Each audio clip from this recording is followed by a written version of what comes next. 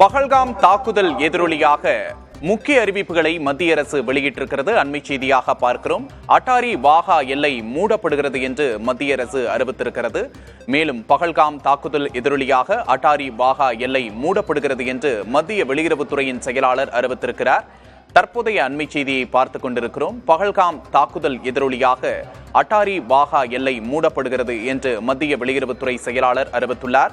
அட்டாரி வாகா எல்லை இந்தியா பாகிஸ்தானுக்கான ஒரு முக்கிய எல்லையாக பார்க்கப்படுகிறது. இந்த நிலையில் அந்த எல்லை மூடப்படுவதாக மத்திய வெளியுறவுத்துறை செயலாளர் தெரிவித்திருக்கிறார். தற்போதைய அண்மை செய்தியை பார்க்கிறோம். பஹல்காம் தாக்குதல் எதிரொலியாக அட்டாரி வாகா எல்லை மூடப்படுவதாக மத்திய அரசு அறிவித்துள்ளது. இது தொடர்பான கூடுதல் விவரங்களை செய்தியாளர் கணபதியிடம் கேட்டு பெறலாம். கணபதி, மத்திய அரசு என்னென்ன அறிவிப்புகளை வெளியிட்டிருக்கிறது? கூடுதல் விவரங்கள்.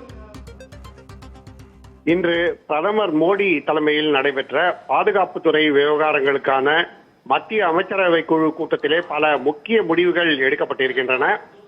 மிகவும் முக்கியமாக இந்தியாவில் உள்ள பாகிஸ்தான் நாட்டை சேர்ந்தவர்கள் அனைவரும் வெளியேற வேண்டும் என உத்தரவிடப்பட்டிருக்கிறது. அவர்களுக்கு வழங்கப்பட்டிருந்த விசாக்கள் அனைத்தும் ரத்து செய்யப்படுகின்றன என வெளியுறவுத்துறை செயலாளர் விக்ரம் மிஸ்ரி அறிவித்திருக்கிறார். ஆகவே இனிமேல் விசாக்கள் வழங்கப்படாது. ஏற்கனவே வழங்கப்பட்ட விசாக்கள் ரத்து செய்யப்படுகின்றன.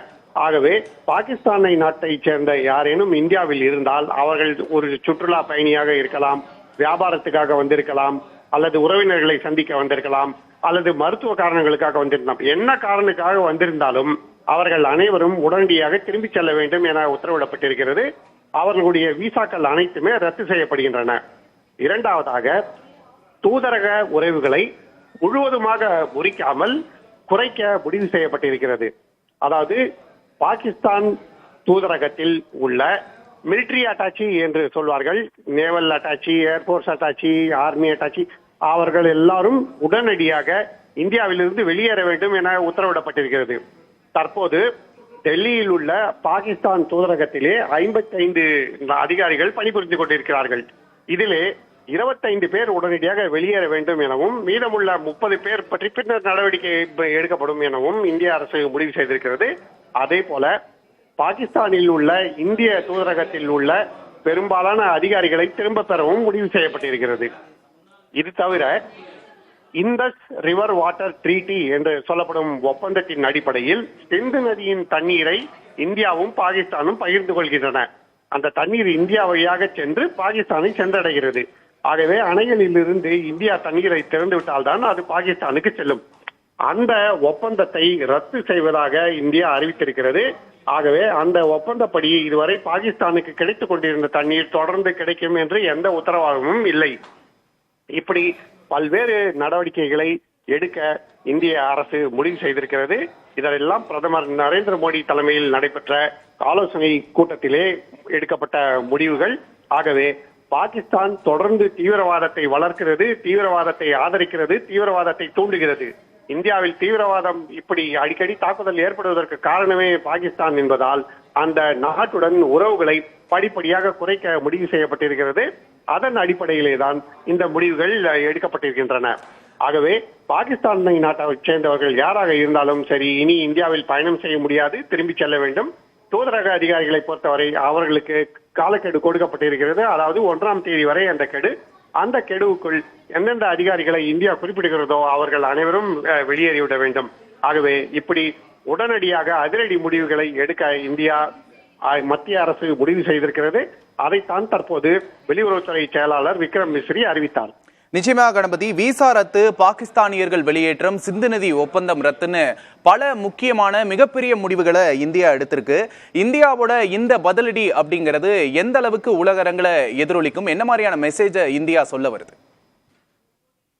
நிச்சயமாக நேற்று தீவிரவாதிகள் சுற்றுலா பயணிகளை காஷ்மீரில் சுற்று கொண்ட உடனேயே அந்த படுகொலையை கண்டித்து அமெரிக்கா, ரஷ்யா, சீனா, பிரிட்டன், பிரான்ஸ் உள்ளிட்ட பல்வேறு நாடுகள் அறிக்கைகளை அளித்திருந்தன. இதை தவிர இஸ்ரேல், பங்களாதேஷ், ஆப்கானிஸ்தான் உள்ளிட்ட நாடுகளும் இதே போல கண்டனம் தெரிவித்திருந்தன. அதாவது தீவிரவாதத்துக்கு எதிராக இந்தியாவுக்கு ஆதரவாக உலக அரங்கிலே குரல்கள் எழுந்து கொண்டிருக்கின்றன. பாகிஸ்தானோ இந்த தீவிரவாத தாக்குதலுக்கும் எங்களுக்கும் சம்மந்தமில்லை என்று மழுப்ப பார்க்கிறது. அப்படிப்பட்ட சூழ்நிலையில் உலக அரங்கிலே பாகிஸ்தானை தோலுரித்து காட்ட வேண்டும் என்பதற்காக இத்தகைய முடிவுகள் எடுக்கப்படுகின்றன. அட்டாரி வாகா எல்லை பற்றி நீங்கள் குறிப்பிட்டிருந்தீர்கள். அந்த எல்லை வழியாக பாகிஸ்தான் நாட்டிலிருந்து பல்வேறு பொருட்கள் வர்த்தகம் செய்வதற்காக இந்தியாவுக்கு கொண்டு வருகிறார்கள். தற்போது அந்த எல்லையே மூடப்படுகிறது. ஆகவே இதனால் வர்த்தகம் முழுவதுமாக நின்றுவிடும். இந்தியாவிலிருந்து பொருட்கள் அங்கே செல்வதோ இல்லை அங்கிருந்து இங்கே பொருட்கள் வருவதோ இனி அந்த எல்லை மூலமாக சாத்தியமில்லை. ஆகவே வர்த்தக ரீதியாகவும் இந்தியா பாகிஸ்தானுடனான உறவை துண்டித்துக் கொள்கிறது. இப்படி பாகிஸ்தான் ஒரு தீவிரவாத நாடு, அந்த நாட்டுடன் நாங்கள் உறவு வைத்துக் கொள்ள விரும்பவில்லை என வலியுறுத்துவதன் மூலமாக உலக அரங்கிலும் அனைவரும் பாகிஸ்தான் ஒரு தீவிரவாத நாடு என்பதை புரிந்து கொள்ள வேண்டும் என்பதற்காக இந்த நடவடிக்கைகள் எடுக்கப்படுகின்றன என நாம் கருதலாம். அத்தகைய ஒரு முயற்சியில் தான் மத்திய அரசு தற்போது இறங்கி இருக்கிறது. இதற்கும் எங்களுக்கும் சம்பந்தம் இல்லை அப்படின்னு பாகிஸ்தான் ஏற்கனவே அறிவிச்சிருக்கிறாங்க.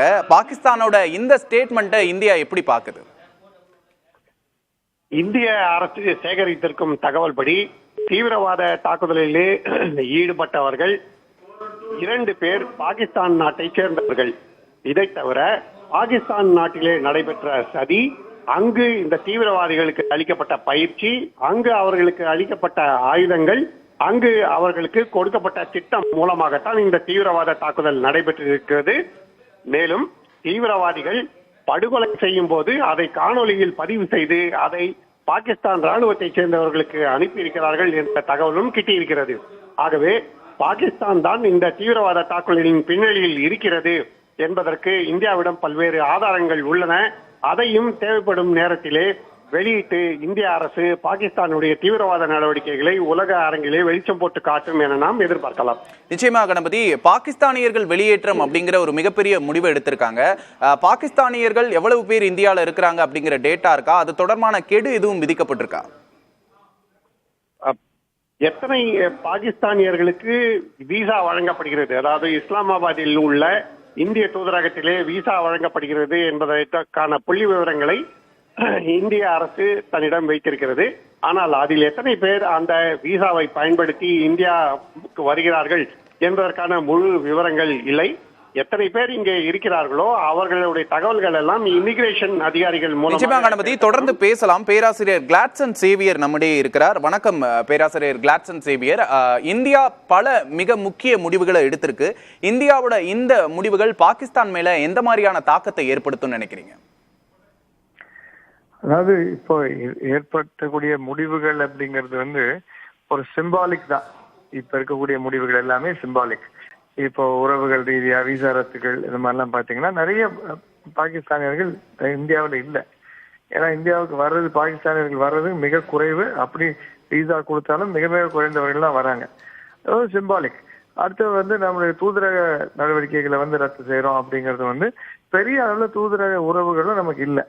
இது இல்லாத பட்சத்துல நம்ம முக்கியமா பண்ண வேண்டியது என்ன அப்படின்னா, காஷ்மீர் மக்கள் மத்தியில இருக்கக்கூடிய அந்த லாஸ் ஆஃப் கான்பிடன்ஸ் அதை அவங்க நம்ம கட்டாயமா அவங்களுக்கு அந்த பூஸ்ட் பண்ணி விடணும்.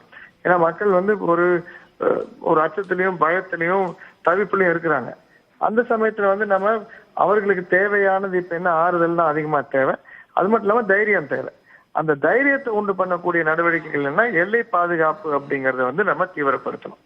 எல்லை பாதுகாப்பு தீவிரப்படுத்தி இவர்கள் யார் அப்படின்னு செய்து அவர்களை கண்டுபிடித்து அதுக்கு தேவையான நடவடிக்கைகளை எடுக்கிறதுங்கிறதா ரொம்ப ரொம்ப முக்கியமான நடவடிக்கையா இருக்கும். ஆனா அதே சமயத்துல ராஜரீக நடவடிக்கைகளையும் நம்ம தொடர்ந்து செஞ்சுக்கிட்டே தான் இருக்கணும். பாகிஸ்தான் ஒரு தீவிரவாத நாடு. பாகிஸ்தான் தீவிரவாதிகளுக்கு அடைக்கலம் கொடுக்கிறது, தீவிரவாதத்தை ஊக்குவிக்குது அப்படிங்கிறத உலக அரங்குல தெரியப்படுத்த தான் இந்தியா இந்த மாதிரியான ஒரு மூவை முன் வச்சிருக்கு அப்படின்னு சொல்றாங்க. இதை எப்படி பாக்குறீங்க? அதாவது இது புதுசா இல்ல, நம்ம எதுவும் புதுசா அதை பத்தி பேசல. இப்ப குளோபல் இண்டெக்ஸ் நீங்க எடுத்து பாத்தீங்கன்னா பாகிஸ்தான்ல மிக அதிகமா தீவிரவாதம் இருக்கு அப்படின்றதுல 2வது நாடா இருக்கு, உலகத்திலேயே 2வது நாடா இருக்கு. அப்ப இது புதிய செய்தி நமக்கு எதுவும் இல்லை. இன்னொன்னு, பாகிஸ்தான் ஏற்கனவே உள்நாட்டு கிளர்ச்சிகள்ல கடுமையா பாதிக்கப்பட்ட நாடா தான் இருக்கு.